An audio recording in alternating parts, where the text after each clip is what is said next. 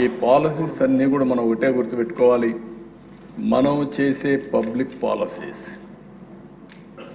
ఈ రాష్ట్ర భవిష్యత్తుని మార్చడానికి ఉపయోగపడతాయి. ఆ రోజు ఒక్క ఐటీ పాలసీ ఇదే మాదిరిగా డబ్బులు కూడా ఎక్కువ ఖర్చు పెట్టలేదు. ఆ రోజు పాలసీ ఇచ్చాం, ఇంజనీరింగ్ కాలేజీలు వచ్చాయి, ఇన్ఫ్రాస్ట్రక్చర్ క్రియేట్ చేశాం. అంతా వేకెంట్ ల్యాండ్ ఉండేది, గవర్నమెంట్ ల్యాండ్ ఉండేది, ఆ ల్యాండ్ అలాట్ చేశాం.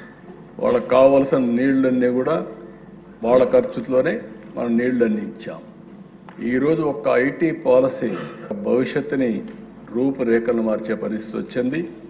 మన పిల్లలు ప్రపంచం అంతా వెళ్ళి అక్కడ ఉండే వాళ్ళకంటే ఎక్కువ ఆదాయం సంపాదించే పరిస్థితికి వచ్చారు. ఒక్క ఎగ్జాంపుల్ మీరు చూస్తే ఇక్కడ మన దగ్గర పుట్టిన మన పిల్లలు ఐటీ చదువుకొని అమెరికాకి వెళితే ఈరోజు వాళ్ళ తలసరి ఆదాయం 1,20,000 కోట్లు. అదే అమెరికాలో ఉండే అమెరికన్స్ ఆదాయం 60,000 కోట్లు. అదే ఇక్కడుండే మనవాళ్ళ ఆదాయం $2,000.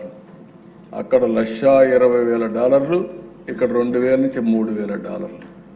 ఎంత వ్యత్యాసం ఉందో మనం చూస్తే, అవకాశాలు కల్పిస్తే అది సాధ్యం చేసే శక్తి మన యువతకు ఉంది. అలాంటి ఎన్విరాన్మెంట్ మనం క్రియేట్ చేయగలిగితే మాత్రం ఇది సాధ్యం అని చెప్పి తెలియజేసుకుంటూ, నేను ఈ సెక్టర్సే కాకుండా టూరిజం కూడా భవిష్యత్తులో చాలా భవిష్యత్తు ఉంటుంది, ఉపాధి అవకాశాలు ఉంటాయి, ఎకానమీకి ఊతం ఇచ్చే అవకాశం ఉంది. తొందరలోనే అది కూడా తీసుకొస్తాం. ఇవే కాకుండా ఈ పాలసీస్ అన్ని తీసుకొచ్చినప్పుడు గౌరవ శాసనసభ్యుల్ని మిమ్మల్ని ఒకటే కోరుతున్నా, ప్రజా చైతన్యం తేవడం మీ బాధ్యత.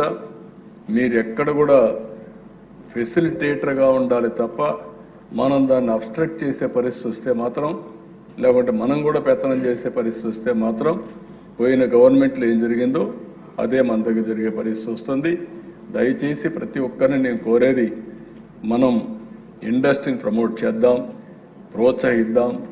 వాళ్ళు వచ్చినప్పుడు ఎక్కడికక్కడ మీరు కూడా మీ ప్రాంతానికి ఉద్యోగాలు వచ్చినప్పుడు మనకు కూడా బాధ్యత ఉంది.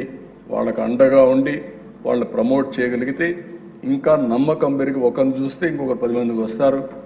ఈరోజు మీరు ఒక్క విషయం గుర్తుపెట్టుకోవాల్సిన అవసరం ఉంది. మనం చేసే పని ఏ విధంగా 10 మందికి తెలుస్తుంది. దాంట్లో ఒక ఇండస్ట్రియలిస్ట్ వచ్చి కానీ పాజిటివ్గా మాట్లాడితే 10 మంది కమ్ముకొని వస్తారు.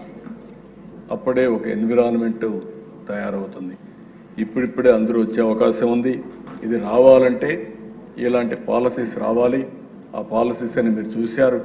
మీరు మళ్ళీ మళ్ళీ కొంచెం అధ్యయనం చేయండి, మీరు చర్చించండి.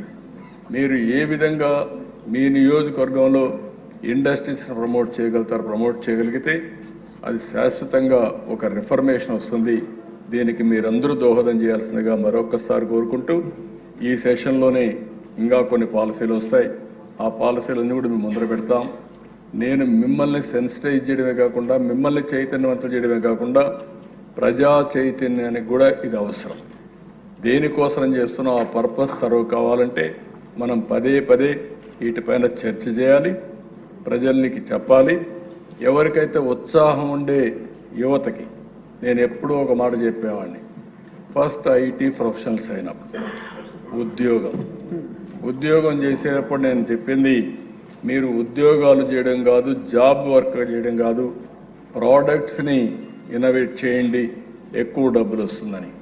ఆ తర్వాత నేను చెప్పేవాడిని, మీరు ఉద్యోగం కోసం ప్రయత్నం చేయడం కాదు, మీరు ఉద్యోగాలు ఇచ్చే స్థాయికి ఎదగాలని, అంటే మీరే పరిశ్రమలు పెట్టాలని. దానివల్ల మళ్ళీ మన వాళ్ళు కొంతమంది ఆలోచించి ఈరోజు పరిశ్రమలు పెట్టడం కానీ, వ్యాపారాలు చేయడం కానీ, స్టార్టప్ కంపెనీలు కానీ చేసే పరిస్థితికి వచ్చారు. మన యూత్లో కూడా చాలామంది తెలివైన వాళ్ళు ఉన్నారు. మొన్న నేను డ్రోన్ కాన్ఫరెన్స్లో చూశాను. 10th క్లాస్ చదువుకునే పిల్లలు యూస్ కేసెస్ తయారు చేసే పరిస్థితి వచ్చారు డ్రోన్ ఉపయోగించి. అంటే కామన్ సెన్స్ అబెండెంట్గా ఉంది, తెలివితేటలు ఉన్నాయి. ఈరోజు మనం అంతా ఇన్నోవేషన్స్ ప్రపంచం మొత్తం తయారైనట్టు చూస్తే యూనివర్సిటీలో పిహెచ్డీలు చేసిన వాళ్ళే కాదు, లేకుంటే యూనివర్సిటీ అయిన వాళ్ళే కాదు, మామూలు వ్యక్తులు కూడా ఎక్స్ట్రాడినరీగా చేయగలిగారు. ఈ విషయాన్ని మీరు గుర్తుపెట్టుకోవాల్సిందిగా మరొక్కసారి కోరుకుంటూ, మరొక్కసారి మీ ద్వారా ఈ రాష్ట్రంలో ఉండే యువతకు విజ్ఞప్తి చేస్తున్నా, ప్రతి ఒక్క కుటుంబంలో ఒక ఆంట్రప్రెన్యూర్ తయారు కావాలి. దానికి మీరు దోహదం చేయండి, మీరు సంకల్పం చేయండి. మీ సంకల్పానికి ప్రభుత్వం పూర్తిగా సహకరిస్తుంది. దీన్ని లాజికల్గా తీసుకుపోవడానికి అన్ని విధాలా సహకరిస్తామని మరొకసారి తెలియజేసుకుంటూ అవకాశం ఇచ్చిన